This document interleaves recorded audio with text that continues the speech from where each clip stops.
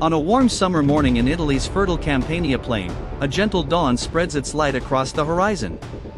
The first golden rays of sunlight fall on the dark silhouette of Mount Vesuvius, whose broad shoulders cast a long shadow over the bustling Roman city of Pompeii. The basalt streets glisten as they warm, and the gentle sound of fountains splashing in marble basins carries through narrow alleys. Bakers haul fragrant loaves from their stone ovens, the smell of fresh bread mingles with the salty breeze drifting from the distant bay. Merchants drag heavy amphorae filled with wine and olive oil to their market stalls, while slaves sweep dust from mosaic courtyards and polish bronze door knockers until they gleam in the new light. In the Grand Forum, senators and wealthy traders meet to finalize contracts and exchange rumors from the capital. Children race along the polished paving stones, their laughter mixing with the clatter of wagon wheels. Marble columns, vividly painted frescoes and the domes of the public baths shine like jewels as the rising sun floods every surface with fire. Pompeii is not merely a provincial town, it is a miniature empire in itself, where art, commerce and daily pleasure weave together into a confident tapestry of Roman life.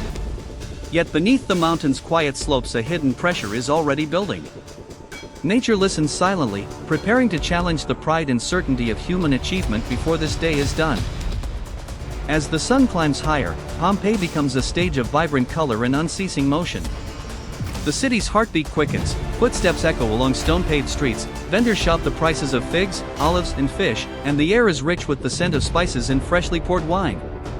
The Forum stands at the very core of civic life. Here senators, merchants, craftsmen, and slaves mingle in a shared public space, each group playing its role in the city's wealth and survival.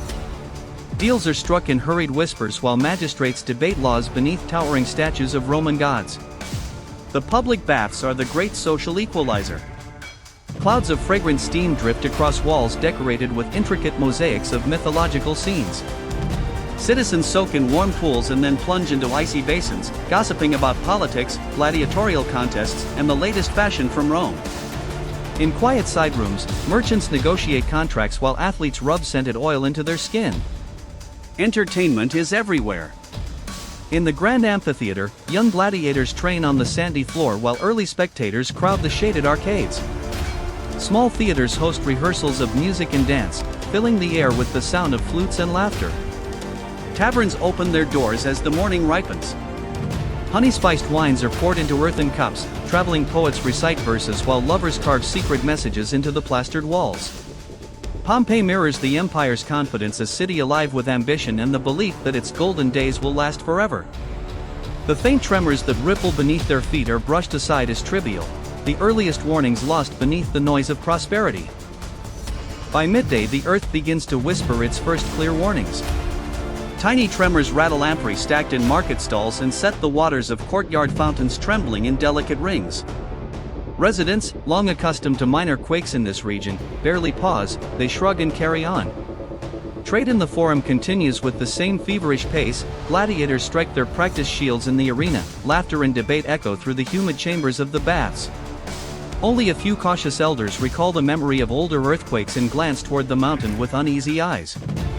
As afternoon wanes, the sky slowly changes character. From the summit of Vesuvius a narrow, almost delicate ribbon of smoke rises into the blue. At first it resembles an ordinary cloud.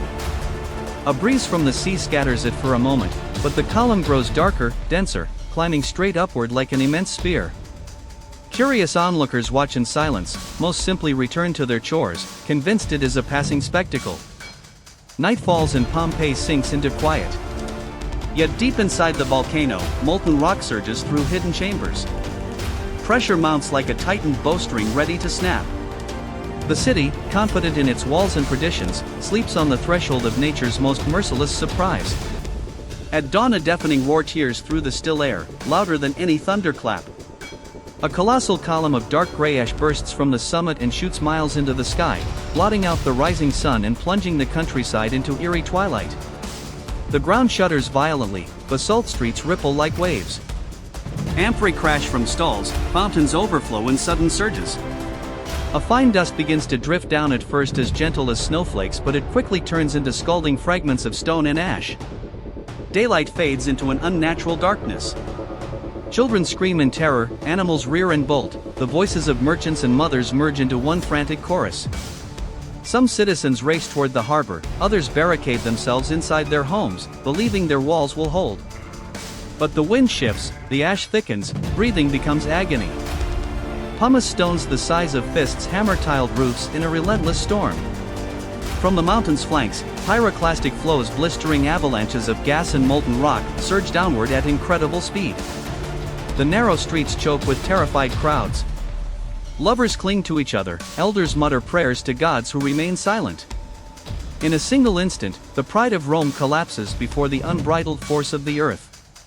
Hour after hour, the city sinks deeper into a choking storm of darkness. Every breath scorches the throat, every inhalation fills the lungs with hot, abrasive dust. Day and night blur together in an endless blackness lit only by flashes of volcanic lightning. Pyroclastic surges hurtle down the mountain at unimaginable speeds, annihilating everything in their path. Those who flee toward the harbor find the sea already carpeted with ash and floating debris. Escape by boat is impossible.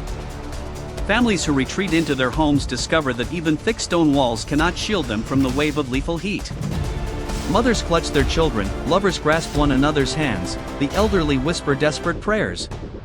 Within moments their bodies are enveloped in searing ash, their final gestures imprinted in the very material that ends their lives. In a single day, nature strips away all illusions of safety. The wealth, the art, the confidence of the Roman world mean nothing when the earth itself decides to speak. When the eruption finally subsides, Pompeii lies buried beneath a heavy shroud of pumice and ash several meters deep. Not even moonlight can pierce the swirling cloud, the city rests in an almost sacred darkness. Inside villas and humble houses, those who could not escape remain in their final poses, kneeling, embracing, shielding loved ones. The superheated surge has burned away flesh and left empty hollows in the hardened ash. Centuries later, archaeologists will pour plaster into these voids to reveal hauntingly detailed casts of the victims' last moments, faces twisted in fear, hands forever reaching for loved ones. The streets, theaters, baths, and gardens of Pompeii are sealed like treasures in a colossal time capsule. Wall graffiti, loaves of bread still resting in stone ovens, bronze cooking pots left on hearths, every fragment of daily life is preserved exactly as it was on that fateful morning. Ironically, the same catastrophe that obliterated the city also safeguarded the most complete record of Roman daily life ever discovered. For 17 long centuries, the buried city sleeps beneath fertile vineyards and olive groves.